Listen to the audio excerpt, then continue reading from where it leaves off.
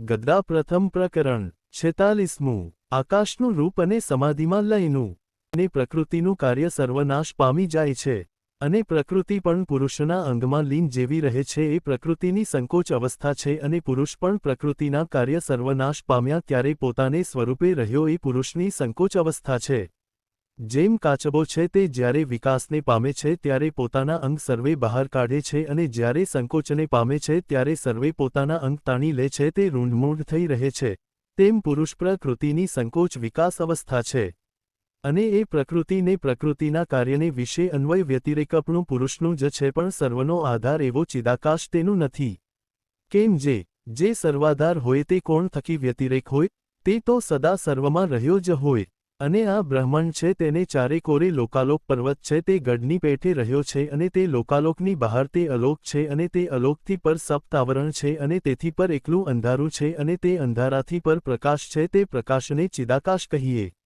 તેમ જ ઊંચું પણ બ્રહ્મલોક સુધી કહેવાય અને તેની ઉપર સપ્ત આવરણ છે અને તે આવરણને પાર અંધકાર છે અને અંધકારને પાર પ્રકાશ છે તે પ્રકાશને ચિદાકાશ કહીએ અને તેમ જ હેઠે પણ સપ્ત પાતાળ સુધી કહેવાય તે તેથી હેઠા સપ્ત આવરણ છે ને તેથી હેઠું અંધકાર છે તેથી હેઠો પ્રકાશ છે તે પ્રકાશને ચિદાકાશ કહીએ।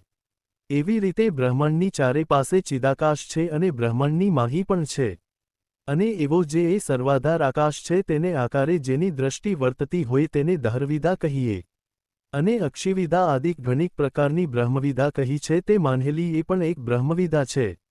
અને એ ચિદાકાશ છે તે અતિ પ્રકાશવાન છે અને તે ચિદાકાશ અનાદિ છે ને તેની ઉત્પત્તિ વિનાશ નથી